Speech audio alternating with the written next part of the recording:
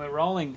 Ladies and gentlemen, we are live here at the Kissajukian Raiders Street. Welcome. Please don't say my address. That is already... Is this your first podcast? Yes, it is. Yeah. It's obviously yours as well. Well, I didn't say my address. Okay. Well, you shouldn't have told everyone it was your address because I could have just been making it up. So yeah, that's true. But maybe I was doing reverse psychology, like, why would you say... But it's actually my address. Okay. Well, we probably have to delete that one out. Yep, deleted. Okay, so we'll just scrap that. All right, we'll start again. So stay again, but make up the address. 3, 2, 1. Welcome, ladies and gentlemen. We are here at Paddington, which is not Sam's residence. All right, I have another question. Okay. Why are you talking like you're a 1930s radio presenter? Do you think you're going to continue that throughout the podcast? I would love to, because it's the only voice I can do, actually, Sam, because I'm not very good at accents, and this is not an accent. It's just a different internal shift. Yeah, but what happens if you keep doing this for a bit and then you go to your other original accent? People think that is the character and this is what you actually sound like. Well, that's what we're hoping for, because I am insecure about my normal voice. Okay, well, I will do it too. This is actually how I sound, and I felt like you were imitating me, and I found it very offensive. Please don't do that. Jamie, it's... Please don't do that. Don't mock me. Don't. See, you've done that just to draw out my natural serious tone, and this is the natural serious tone where I want to talk about things that are all serious, all delirious. Wow. We have... Alert, we have a rapper in the house. All right, drop me a topic, Sam. I didn't want to do this early, but all right, well... this straight in. Prohibition has been rescinded. That's my rap name. Prohibition rescinded. What is rescinded? I don't know. I was looking for a word, and that one came out, and I was like, I hope he doesn't ask what that means, because I don't know. All right, okay. What's cinded? Well, Sindin is actually like a type of drug in a book of the Robin Hobb series, the Farseer trilogy of the Live Ship Traders trilogy. And Sindin, you roll it in your mouth, and it's kind of like, it's so bad for you that it burns it gives you ulcers, but it gives you a lot more confidence. So Sindin is nothing like you were talking about, but that seemed relatable. Maybe Resindin is when you take a double dose. Double dose of Sindin. Like, that Sindin was good, but I think I might Resindin. Ulcers. Or read Tintin. Well, ladies and gentlemen, I'd like to introduce... He's a great friend of mine. We've been together for a long time, not physically or spiritually, just in some space. And his name is Sam Kissajukian, and he is a professional comedian. He's an ex-rock climber. He's got tattoos. He's got a steely stare. He's got brown hair. Yeah, that's him. I like how you close with brown hair. Yeah, well, start at the top. Yeah. Go to the bottom. I like how you introduced me like it's your podcast, and I'm like, I'm your guest. But I'd like to introduce my guest, which is Jamie Lepre of 27 Robertson Avenue, Thurl. You got to really get it through the It's south. It's above Wollongong and below heaven. My mic just fell into my face. Guys, just letting you know the microphone fell over, but it's all good. He caught it, because that's another thing about Jamie. He's very agile. He's got a beard. He's got kind of like surfery, cropped long hair. He's tan. Does he spend a lot of time outside? Yes, he does. Filming TV commercials and Instagram ads sometimes, depending on if money's tight. And he also has a real dream to help the environment and humanity, but pairing it with making shitloads of money. Yeah, I'm talking dollar bills, yo. Yeah. Which brings us to our first topic, and that is really changing our belief systems that, we can actually make money and save the environment too. I didn't think it was possible. Well, it really hit me when I was doing a poo the other day. I was like, people get paid so much money to destroy the environment. Why can't we do the opposite?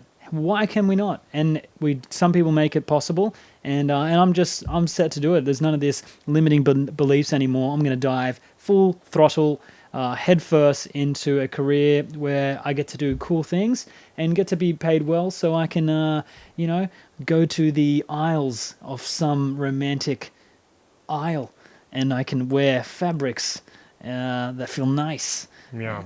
You know what I'm saying? So let me just get to what you're saying. Yeah. you're saying you want to help the environment because you think that people usually try and make money, and then the offset of that is that they hurt the environment. But you're saying I want to help the environment but make money while I do it. Don't you feel like that is like a very difficult balance to achieve? Because when you're trying to make money to optimize it, you've got to cut a few corners, which ends up hurting the environment. But if you're actively trying to help the environment, that usually costs money to help the environment. It seems like I don't understand. Well, there's money available, and if you start taxing some of these multinationals that are doing that kind of offshore tax evasion with these tax havens, you look in our past where some of the tax rates were far more for the people that are making loads of cash, and that meant so much more for the people in society. And I think that could be funneled in environmental projects. And really, regardless of if it's possible or not, we just have to do it because we're about to be basically taken off the face of the earth. How long do you think we have? Man, well, some scientists have put it even into months. A lot of months. They're talking like 300 months.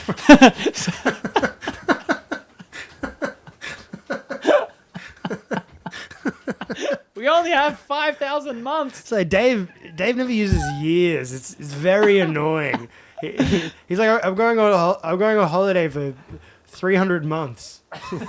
Dave, you're clearly quitting. I thought it was a good way to get people to be like, oh, it's in months. I got worried for a second. Yeah. I was like, months? Yeah. Far out. But yeah, so it worked out. Yeah, I think there was like a few hundred months there, so that's probably 10 years or so. My maths isn't great, but it's better than yours, so don't even try to calculate that, Sam. So 12 months, 1 year, 3 years, 36 months, so 10 years, 360 months. So it's around 10 years. 25 years. Yeah, it's 10 years. 25 years. 10 years if it's 360. 25 years. If it's this. There's 12 months in a year. Yeah. So then you do 12 times 25 is 300. Correct. This isn't a math show, ladies and gentlemen. This is a hybrid of environmental awareness, comedy, and self-reflection. It's nice to know that the person who's sprouting knowledge is intelligent. So we're going to go to our first section of the day, the maths quiz with Jamie Lepre, everyone. Fire. All right.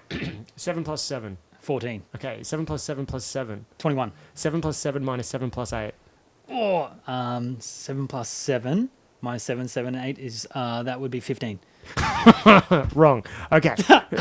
7 plus 7. 2. And we're going to brings us to our next section of the show, and that is talking coherently. Sam, say the alphabet backwards and then reiterate yourself with hope. Okay. Z, A, middle bit, nailed it. Hallelujah. That was good. All right. So where are we? Well, we're upstairs in what would be in other worlds, a Fritzl room. So it's a triangular. I like to be at the highest point of every house, just so I feel like I'm the alpha male of the. I can't say that too loudly. My friend is downstairs. By friend, he means his parents. My dad. Dad, get out of my house. That's my house. Well, agree to disagree. Who's the letters addressed to, son? Shut your mouth. But I've got a problem with attics just because they're... Anne Frank. Yeah. Let me be Anne Frank with you. I've been in this cupboard for 300 months. It stinks. I mean, it's so hot. It's so hot. What do you do up here when it's summer? That's how I get my tan. Yeah. Okay. You just infrared burning yourself. No, I just actually stand by that small window that doesn't open. That has bars on it, and I have to adjust myself left and right so I don't get a bar tan. We're actually in a prison, ladies and gentlemen. We are doing the first podcast from a prison. And what's cool is that Sam really knows his limitations physically and mentally, and we're going to test that right now. Sam, yes, I'm ready. Give me some of your dimensions. Give people a real physical representation of you. You sound great. Like you're a real premium specimen. Great question, Jamie. Actually, yeah. Yeah, that was a backhanded compliment. Dimensions. I'll tell you my dimensions. Okay, I'm 5'12", which is the new height that I've been working on.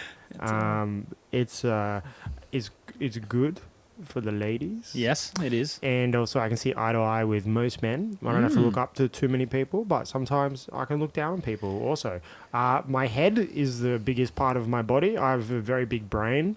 My brain is very big, I think, because my head is big. I don't know if there's a correlation, but it's probably around 60 centimeters in circumference. That's big. And, maybe there's a few lice trying to circumnavigate my head. That's not actually true. I just want to. This is going to go out there. I got my right side of my body is bigger than my left. I have like my right knee is very big. I have my right buttocks is bigger because I when I often turn on my right leg, and I think it's strengthened up the right. You know how some women have one breast bigger than the other? Yeah, I do actually. Yeah, you do. Okay. I really do. Okay, you're married? Yes. One of my buttocks is at least maybe like 50% bigger than the other buttocks. Wow. So if you ever see me leaning, I always sit when I lean you see how I'm just leaning. And that's the buttocks. And do you find that, I mean, you're shopping and obviously that's a problem, you got to fit into some jeans and you're looking for a 32 with a leg 30 and it's just not happening? Well, what I do is I usually buy 2 pairs of jeans. Yep. I get a 30 and a 36 and I cut the back pocket area out and put it on the top. So it's like a bum extension. Yeah, great. And I get the piece of denim or one piece of jean where the bum is. I cut it out and then put elastic around that section so the butt can just have it like be nestled in there but firm. Yeah. So when you're wiping your butt, obviously your hand's going to be pushed in on an angle because there's one side higher than the other. So do you find you don't get an even wipe? Is that a pretty... You're like, this is very traumatic that you bring this up. What I do is I sit on the left-hand side of the toilet seat and let the butt dip. Sometimes it dips into the water. And then I just let it slide down. And so, when you flush the toilet, then that side gets cleaned anyway. I actually flush the toilet while on the toilet, and it just fixes everything. Which brings me to the next segment, which is why do we not have these douches in Australia? Like environmentally wise, I would say it's better than the process of making toilet paper, even if it's recycled or not. I think it cuts down like a third or a quarter of the toilet paper needed because you just bam right up the dot there, and then it's just simply a dap down a little with a towel to dry it. Just wanted to define douche for the people at home. Well, I think a douche is it's called a douche? It is a douche. Am I getting it confused? I think a douche is like a loincloth that you wipe your body with. Like, I think that's a chamois. A bidet. Bidet? Is it a bidet? G'day. G'day. Bidet. Bidet is a water sprout Yep. that shoots directly at your butthole. Yeah. And it cleans the bum. So, in a douche, I know that's been used in this. Can I just do a quick? I think a douche is it's a vessel with water in it, and you squeeze it, and water shoots out. So you can have like the same thing. A nasal douche. So I don't know if it's like, can you get an anal douche? Oh, I mean, I can definitely make one. Are you Googling one? Guys, that actually brings us to our first sponsor, which is a new invention that is one of Jamie's companies. It's called the anal douche, and how it works is it's just like a hand squeezy bottle, and instead of going to wipe, you just reach out underneath and you squeeze the bottle, and it shoots water up. And you just clean around, and then but then we also sell the hand douche, which is, if you call now, for $9.99. And what you do with that is you then use the hand douche to clean anything on your hand after you've used the anal douche, because the gravity will go on it. And that's the new product that we're selling. It's have you used it recently? Well, I haven't because it hasn't been developed yet. But just to confirm, everyone, a douche and a bidet are basically the same thing. A douche handset, which would go with a bidet. So douche, bidet, whatever the language is. This is why I don't like language, ladies and gentlemen, because it's confusing, it's intellectualized, and it stops us from, I think, actually connecting. So okay. This is a funny thing because I often get... I noticed you're still using language. Yeah, for sure. Okay, we'll check this out. Ew. No. No. I want to tell you a secret. That's language, isn't it? Well, as I was saying before we were interrupted by ourselves, that, I was insecure, I have been insecure, still am slightly about not having the greatest vocabulary because, I want to say things and I feel like I can't get it across in the best way I want to. But I'm like, you know what? I can say it very clearly and simply, and I still get the message across. It's only an egotistical driver, that makes me want to explain it in a different way, that makes me sound more intellectual or to the point. But that's why I think we need to go back to Bogan. Back to Bogan? Back to Bogan. What, because they say things... Simply, everyone can understand them except for everyone else. Only Bogans can understand. Take away the slur and the spit and stuff like that, and so check it out. Let's just go back to Bogan so we can appeal to a greater audience. You ready? Yeah, let's do it. Oh, how you going? Yeah, pretty good. Yeah. What'd you do today? I went climbing. Yeah. Yeah. Yeah. Yeah. What happened? It's good. How long did you climb for? Oh, like a little bit. What muscles did you use? All the top ones, and then like some of the bottom ones. Yeah. Yeah. What gear? What mate, the stuff you use? We'll go like in third gear, and then go to the top, go reverse. Yeah. Gear bottom neutral, and then fill her up, and Bob's your uncle. Yeah. Yeah, that's sick. That's sick. Would you have dinner today? Dinner?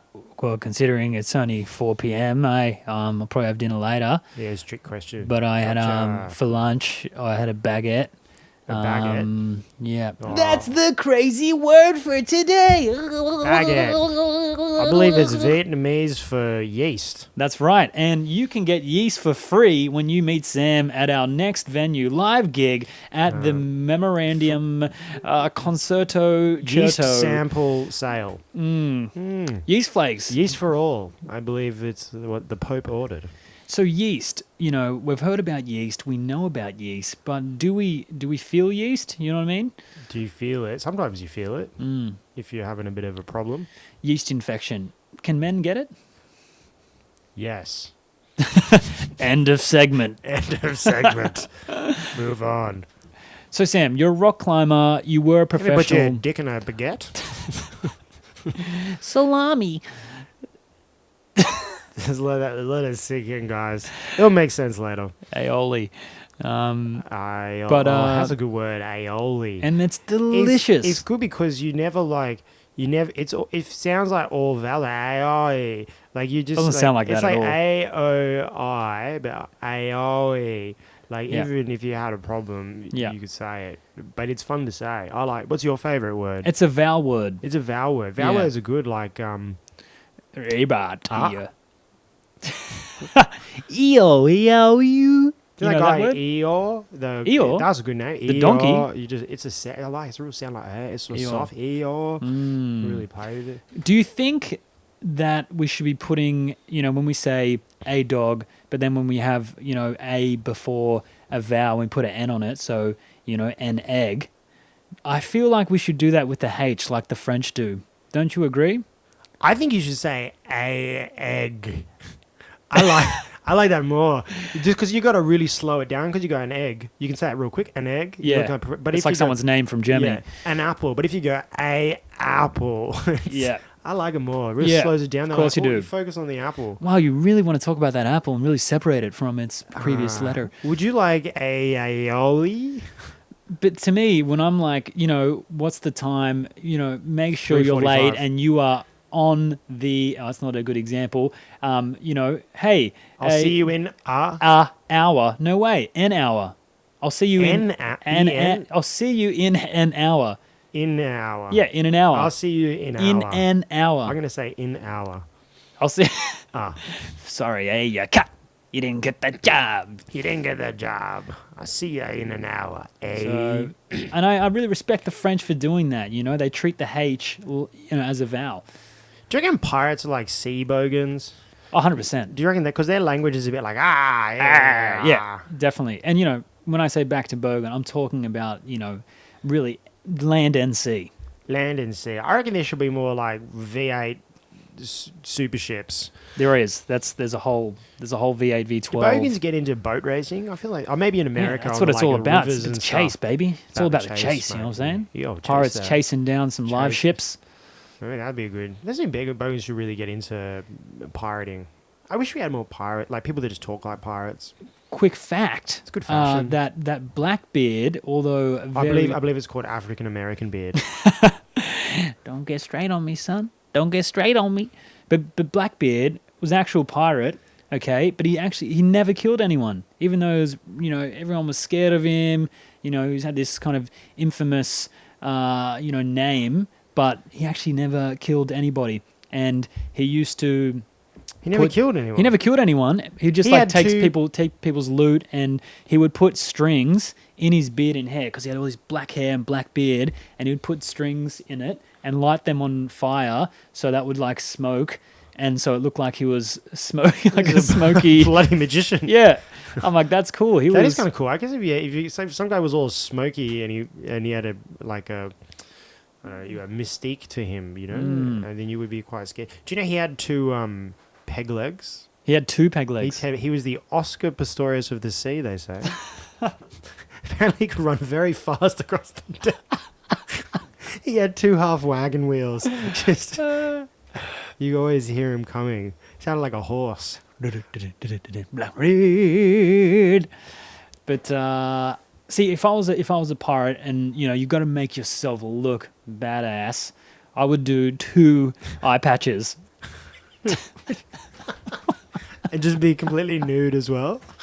Come on, come at me, come at me. And then I would get someone's eyeballs and put them on my chin, sew them on there, and just look like a crazy man. Or hold them in your hand. Oh, you haven't got hands. You've just got hooks. Yeah, I got hooks, hooks baby. coming off your shoulders, and 2 peg legs. And I would get rid of my legs and put giant squid, and I just kind of move. Oh, that'd be so good. Man, I'm badass. Oh, that's a good. You know what I would do? I will put a squid on my head, so I have like squid hair.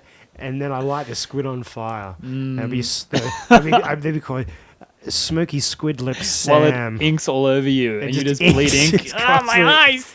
Yeah, that's it. And then I'd live alone.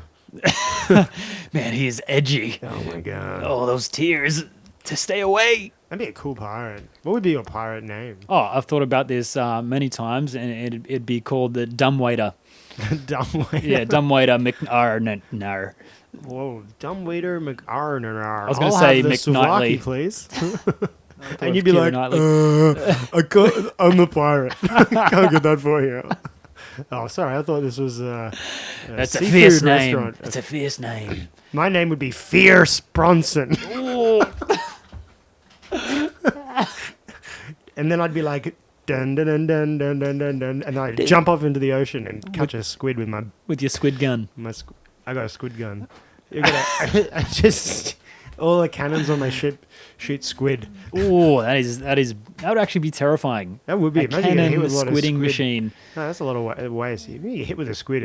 Ooh. Did you see the It was like about 6 months ago. There was footage of a kayaker. They'd got a seal jumped out of the ocean, yes, and with a squid in his mouth, and slapped the guy with the squid across the face. Hilarious! That's a joke of nature. That is. That's nature's joke. I love that. I couldn't believe that. Amazing. I wonder if I feel like he meant to do it. Like it's a very calculated. Yeah, that was not a mistake. And I think it was more. He was actually. Do you think he was playing or going? Oh, here's some food. You're gaunt. You need to get some food in your champ. I think he was challenged to a sea duel. Yeah. You want to go? Where's your squid cannon? The squid cannon. I think he felt like he won because the kayaker obviously left. Fierce Brosnan has a squid cannon. What do you have, you kayaking mutt? What's your sea language? It's seals, bogans, bogan dogs of the sea. You haven't lived until you've tried to swear at a seal underwater. What? That was terrible. What you? I've often thought about that as therapy is swearing going underwater. And yeah, swearing on, swearing at fish. Yeah, swearing at fish. Yeah. You can do it at home. Come on. that's our next product that we're going to be selling is the anger management goldfish bowl. Yeah. So what you do, you put your head in the bowl and scream profanities. You really project all your anger and hatred and fear onto these gentle fish. Oh, there's just one. Oh, just one. One just takes it. Yeah, because they're quite hard to train. Like, they're trained therapists. They can handle a lot. They're very tough. They can handle a lot of psychological abuse.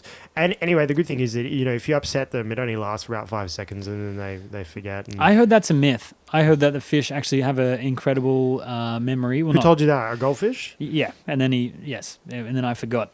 But then I just remembered. Relapsed, lapse. But no, it is true. Maybe not goldfish, but other fish have memory, obviously, because they come back to their homes, they swim out and they come back. So that's just, I think, a little piece of information people use to discriminate against the humble goldfish. That's probably true. I wonder where it stemmed from. They're like, oh, don't worry about the goldfish. He didn't see anything. You don't have to kill my goldfish because he doesn't know where you hid the treasure. Yeah, where did that rumor come from? 5 seconds. Who's measuring the... He's got a little stopwatch. And who am I? Ronald. Oh, you don't know. Who am I? Oh, he's like, I don't give a shit about this guy. He's like, you don't remember a thing. I don't know. We'll have to investigate that. Well, if any of our listeners know where that theory started, please call in on a number. Goldfish. That we will 800 reverse. We will bury the number somewhere in Sydney, and you will find it. I have a question for you, Jamie. Oh, good. 5 plus 7 plus 2. 5 plus 7 and 12 is 14. Oh, that's good. Okay. 6 times 5. 30. Times that by 10. 300. Add months. Add months. 300 plus months. You got this. 300. Add months. Add months. The months of 300? The months of 300. How many periods is that? How many periods? I guess I'm just going to go with 6. I mean, we don't know. Yeah. Okay, synchronize those periods. Okay. They're synchronized. Okay, that All time right. of the month. You're in a pool. Okay. There are 10,000 litres in there. Mm-hmm. 6 of those synchronized periods are in there. Yes. How many women are swimming in unison? Okay, multiply that by Libra, add a bit of tampon, and that's there's 6 months. Correct. It was a trick question. Okay, one more question here. Okay, you have 6 eggs. Okay. You open those eggs, and inside are 6 more eggs in each of those eggs. Yes. How much chocolate do you eat? Okay, definitely. I'm gonna have to go with a lot on that one. A lot? That's a good vague answer for a vague question. I like it. Final question. What's your biggest fear? Okay, sharks. Okay. How many sharks have you ever seen? Surfing with about 5 one time. Shat my pants. Wow. Did you know they were sharks? Yes, I could tell they were sharks. It was a feeding frenzy off the bank.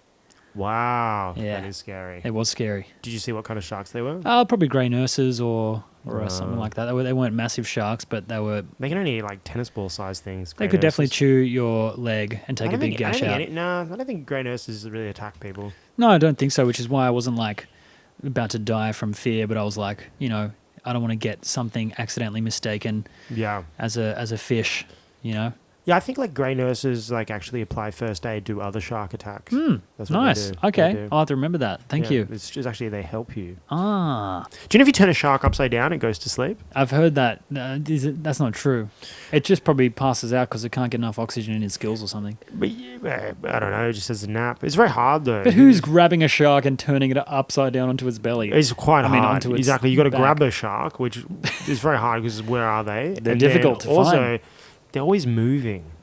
So you've got to be like get some speed up next to it, and then you got to roll it over. It's a bit hard. So you've got one of those like skidoo, underwater skidoo, sea-doo things. You need a skidoo. Yeah. And you also need to dress yourself like a hot shark. Yeah, nice. And they rub up against you and they're like, hey there, pretty girl. And you're like, ha, pazza, ucha, numanana, You got to do some shark jitsu. Shark voodoo. Shark jiu-jitsu. Who do?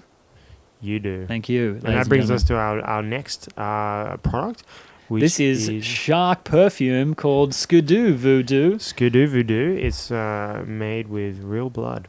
And from children. sandpaper. Sandpaper. Actually, it's the paper that I've made from my family tree. The ground up ashes of my My families. Deceased. Lemon tree in the front garden. Deceased lemon trees. Yeah. So sharks, sandpaper. Let's just dissolve some myths here, or give them. Yeah. No. It's truth. actually one of the best ways to finish a table is to take it scuba diving. Yeah. And you find some local sharks and get them to brush up against it. And which ones are the 400s and the 100s? Who's the fine grain? Oh, fine grain. Yeah. Fine grain is the wobbegong. Yeah, 400. Which, if you don't know, is 1,000? The wobbegong. Do you know the wobbegong? Of course, I know the wobbegong. It's the shark that has a squid lips, Mm. and it looks like it's in camo. Yeah. It's not a good name, the wobbegong. It's actually one of the most aggressive sharks. It's got one of the highest records of attacks on humans. But it's no fatalities, and they're huge. They can grow up to 10 feet. Yeah. That's really embarrassing for a shark. It wants to kill. It wants to be respected, like the other sharks in the media that get all the tiger sharks, bull sharks, great whites. But the wobbegong it's putting in the work, but it can't. I feel like it gets teased by other sharks for impotence. Well, it's kind of like the small man syndrome, but he's trying to make up because they don't Small have teeth. Small teeth. No teeth. No, they got small teeth. Yeah. Okay. Small teeth. Because as a kid, I liked the wobbegong. I used to talk about it all the time for some reason. It always. Did you? Yeah. Me and my brother always just talked about the wobbegong. We loved the fact that people would put their arms in its mouth and stuff. It hated that. It was like, oh, can't even bite an arm off. That's embarrassing. Please don't do it. Oh, you make a mockery of me, evolution. I hate you, Darwin. It's such a silly name, the wobbegong. Wobbegong. Someone doesn't like the great white shark. Yeah. You're like, oh, white people. Yeah. And then the tiger shark. The tigers, you're like, oh, they're scary. Bull shark. Underwater bull shark. The wobbegong. The wobbegong. Well, that's, they're just looking at it and it's probably an indigenous term. They looked at it. It is an indigenous term. Yeah. And so how dare you? That's a bit of a mockery on our ancient. I wonder what the indigenous term for a great white shark is. Wow. Is that recorded? That's good that's recorded. It's your career, not mine. Do you know I'm actually indigenous, though? Well, I look forward to you making lots of indigenous jokes and just really digging yourself a huge pit. I'm being 100% cooking a fish serious in the pit. I've actually started going to learn culture and law now. The last 3 weeks. Oh, wow. Yeah, so I go out with these local elders and I go out in the bush and learn culture. So you've told me about this, that you go into the bush and you tell your life story to a tree. Yes, and I knew he wanted to bring this up, ladies and gentlemen. I have been very excited. I have a feeling Sam tells himself this story before he goes to bed. I tell so many people. I go, they're like, who's Jamie? I'm like, oh, mate. He's great. He's really social. He'll talk to anything or anyone. He'll go to the bush, tell his life story to a tree. Well, that is a technique from that I got from a book called Soulcraft, which is basically a modern piece. It's a modern guide to initiating your own vision quest. And for me, I'm really I want to initiate myself into manhood and true manhood. Okay, this isn't like some physical description. This is this is what it is to be a man. Redefine what it is to be a man. And so one of his tips was to go, and it's about connecting to nature, so you can be quite discerning and with your interactions with nature. And so he said, you like anything, you have to practice. And if you sit there and you listen and you talk, eventually you'll be able to pick up on these cues. And they're not coming to you like when he's saying, go sit with a plant or a tree and tell it your life story. He's not saying it's going to be suddenly, oh, good story, Jamie. But didn't the tree tell you its life story? It did, yeah, but it just came through. It came through visuals and feeling. Pretty much it's like when you're trying to date someone, you can't force it. You can't make them do. Well, you definitely can force a date. You can force a date, but you got to try and you got to flow naturally. You can't be like, all right, I told you my life story, tree. Now tell me yours. Correct. But it's more if it feels comfortable, then it starts. Did it talk to you? Or yeah. So was it flap its branches for yes? No. Well, in a way, I think wind. Wind is something that we really don't understand its meaning. They always say the winds of change, and in the indigenous cultures, wind is also a representative of spirit of our elders. Yeah. And I thought it was just the flow of oxygen. Yeah, well, you know, all that. And like gas And that, just I should moving say. because of like temperature fluctuations, because of weather patterns. There's many layers, and this is the great thing about deepening your connection with nature is that there's no, there's no defined parameters of. It's really you define your own parameters, and for me, it's like okay, I've always had a strong relationship with nature, and I'm quite intuitive and sensitive. So I go into the bush, I go bush bashing, I just walk. Whoa! Is that? Yeah, Can you still use that term? Yeah, I can. Bush bashing. Yeah, well, some of them were being a bit rude. Like, I mean, some of them are. Look at this guy with his movement. Oh, he's not rooted. Bush bashing. That sounds very derogatory. All right, let's change that term. I agree. It should be called like branch moving. Branch moving. Okay, so it's branch moving. And it sounds like you're walking through the branch of the forest, combank to nab, punching trees, calling them bushes. And they're like, "Oh, mate, I'm a tree." You're like, "You fucking bush!" And just punch it. And he's like, "Oh," and then you just lecture one tree for 4 hours about your whole life story. He's trying to sleep, and you're like, "Wait, tell us my life story." Come on, I told you mine. You told me yours. I'll bloody bash you. I'll carve my initials into you. How about that? Bush bash you. He's like, I'm a sapling, actually. Shut up and tell me your life story. What did he say? Well, was it a he? Does it genderless? Yeah, you didn't I don't check. think there's a sex. Did it have a low stump? Sex. Was there any low stumps? There was some low roots, but I was sitting on like a large rock next to it, and as I was walking through, this tree was it stood out. It wasn't. I don't think it was a native. Caught your eye. Caught my eye, and so I was walking through the bush for about 20 minutes, and just stumbled across this nice, beautiful looking tree. There was a nice little rock there ready for me. I sat down and I started telling it my life story, and it was actually incredible because. I've never done therapy or anything like that. And so it was cool to see the benefit and then just to talk about something and to tell someone your life story or something, your life story. You've got such a big life and you couldn't do that, tell your whole life story. When people are interrupting you. Within an hour. Oh, yeah. Because so you've got to pick what things are you going to say about your life.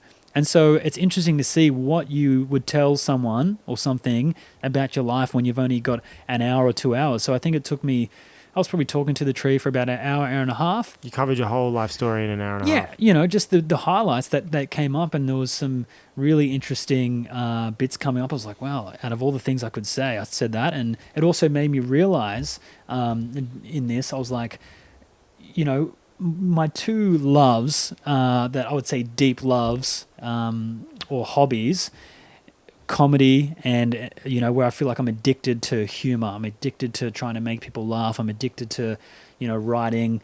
Just the whole idea of comedy as a craft and art form. And I was also addicted to skateboarding. Like seriously, beyond you have no idea. Like for 10 years, I was a mad skateboarder. Really? I loved it, and I was like, how weird that. What's the link like between skateboarding and comedy? And falling over. And falling flat on your face, in front of people. Metaphorically and physically, and feeling bad that you've hurt yourself, but feeling good that everybody's laughing and going, "What's the connection?" Pretty close. Did you tell this to the tree? Well. I did. I figured out the connection after, as I was telling the tree. It just came out naturally. But it was after I realized, I'm like, oh my goodness. So skateboarding, it's like, did you land the trick? Yes or no? There's no gray area. Yeah. You land the trick or you don't. Yeah. Comedy, your joke lands or it doesn't. That's it. Yeah. And I think that's what I really love is that complete black and white and instant feedback too. Instant feedback. Skateboarding, like if you don't land the trick. Or you land it, it's just like, okay, cool. That's my feedback there and then. And True. Comedy. But sometimes they kind of like laugh a little bit. Like, what if like half but the audience man. laughs? You know. You kind of like, you kind of know. But sometimes it's a bit vague. And then you're also like, what am I doing with my life? Like, but it's a feeling. Making these random drunk people laugh, is it satisfying? You're like, I don't know. Should I kickflip more? Like, you know what I mean? Should I kickflip the lady? Come up here. I want to do something with you. But that for me was a real thing, and it was just cool to have that answered through this technique that I got from this Soulcraft book. And after I finished telling my life story, I was just sitting there. I did a bit of meditation, and then this image came through to me while there was this wind coming through. this image came through of this rush of water and this small little sapling that felt like there was a box around it. There was a flow of water, and suddenly that sapling could now grow. And what I interpreted that about, and this is all about interpretation and how you don't try intellectualize it and add all these layers that we get from our mind. I went from feeling, and my feeling was that this tree that I was talking to, its life story was small sapling, had a larger tree or something blocking it that was stopping it from growing. There was a huge amount of water that dislodged this thing and allowed this to get more sun to grow. That's so good. Yeah, it was amazing. It was like, and I did not expect that to have, of course I have wanted to have that communication. This book, it talks about you have to develop a relationship. Like every relationship, it takes time and energy to invest in it, to get something out of it or to give something into it. And it was just beautiful to see, okay, I committed to this. And within the first time doing this, I literally had communication with this tree, and it was a beautiful moment for me. And I haven't done it since, to be honest. I talk to my plants almost every day, and most like trees and plants, but not that really deep, connection level. Just like casual chit chat. Yeah, I'm just like what'd you get up to yesterday? Oh yeah, Do they talk back? No, no. It's just a nice. I can tell when I've been ignoring them, or they kind of will droop a little bit more, like my plants will get a bit sad. Oh, you don't think it's because they just need water? No, I'm always watering them. But yes, there are times where I'm like, are you sad? Oh, no, I haven't watered you in 4 days. Yeah. That's actually true. Sometimes I feel like I'm sad, but I realize I'm just thirsty. Yeah. Hey, do you know where that tree is? Like, do you reckon you could find it again? Oh, 100%. I reckon we should maybe do an excursion, like a video excursion, and go where are they now, and just do an update with the tree. Yeah. Maybe introduce him to me, and then maybe I could tell him a little bit of a story about my life, and then he can decide. We'll play the game called Does it have a name? We didn't get onto the names. I'll find out their names. Like, what do we call it? Tree. Yeah, beauty. My beauty. My beauty and the we'll beast. ask my beauty who has the better life story. Yeah. We'll make it choose. Yeah. Well, I feel yours has more of these physical highs. You've done a lot of crazy things with your addiction of junkie. Yep. Your adrenaline junkie addiction. Right, so mate. that tree might not be into that. I think the tree he was more interested in the 10 years of skateboarding. Yeah, definitely. And also really talking about my relationstions with my family. I went into that kind of deep psycho. I could do that too. You don't really have that. We're in the I can do that. Maybe you just find your own tree. I'm going to tell this tree about rock climbing. Just find your own tree. Have you ever climbed a tree? Have I climbed a tree? Do you reckon trees like being climbed? I don't think they care. You don't think they care? No. No. I think as long as your intention to climb a tree is generally, unless you're cutting it down, you're an arborist. Generally, it's to have fun or to get a ball out. Yeah, but the tree doesn't know that. What if the tree has seen one of its friends get cut down by an arborist, and so then it's like a PTSD thing, the person goes up the tree, they're like, oh no, oh my god, I'm gonna be next. You mean if it stresses the tree out? It thinks like, oh, I'm going to get cut down. And then but if you don't have a chainsaw, because it just picks up on intention. That's all it's picking up on. Do you think it can recognize chainsaws? No, I don't think so. It's just intention. My intention is to cut you down. My intention is to climb you. That's what it would recognize. So if you're an arborist out there, one of the tricks for a relaxed murder of a tree is climb it with the intention of enjoying it, but then slay the tree. But the whole time you're killing it, don't ever think I'm cutting this tree down. Think that I'm climbing this tree. Yeah, you're pruning it beyond belief. Maybe you're helping it to get sun to its innards. Yeah. It's a sacrifice to be made into paper. Yes. You'd be like, you are being sacrificed for the greater Thank good. You, so A4. Jamie can feed his addiction of writing. 100 GSM. Oh, GSM. Yeah. That's grams per square. Well, I think that we've kind of hit a beautiful natural ending point. Yeah, great. Just to recap, pirates, sea bogans, there should be more of them. I got attacked by a shark, and I'll be honest, it really it was very traumatic to even talk about it. It brought me back, and it shifted my mood. To exaggerate any topic that has a timeline, talk in months. That's good too. Also, I would like to say in the future, one thought I had during this is that I'm probably going to sporadically do quiz questions and test you on your maths knowledge. Yes. From now on and until we part ways. Jamie and I are going to hopefully be doing this as a regular occurrence. And in every episode, what we've done is we've finally planted different story arcs, which will develop over the next 400 episodes. So much like Game of Thrones, it won't make sense now, but as you move on, it'll all start to tie together. You have to, it's a long haul kind of thing. It is a bit more like a long haul. We call it an investment, an audio investment. Yeah. And you can follow our journey through our first child as our career takes off into oblivion, as Jamie makes his first movie. Called Monthly Squid Baby. Monthly Squid Baby, a sea bogan journey of a boat made out of a tree. Yeah, that is just going. You didn't listen to me. You didn't listen to me. Do you think like planks of wood can talk to you because they used to be a tree? But that's a great way to end the first podcast. I'd like to invite everyone to our after party at 34 Braithwaite Crescent, Narooma. Germany. And I really enjoy everything you've done for us. So Sam, thank you. All the way, should we shake hands? Yeah, for sure. I just want to thank you for being on my podcast. Oh, that's a soft rock climber hand grip. Thank grip. you very much for being on my podcast. Thanks for being on my and the Trees podcast, Sam. Thank you. Though you're very welcome. I look forward to whenever that podcast gets recorded. But for right now, I just want to thank you for being on my podcast. Okay, great. All right. That's called Denial, ladies and gentlemen, and I will end the podcast on that. Thank you to our sponsors, Joe Rogan Podcast. All right.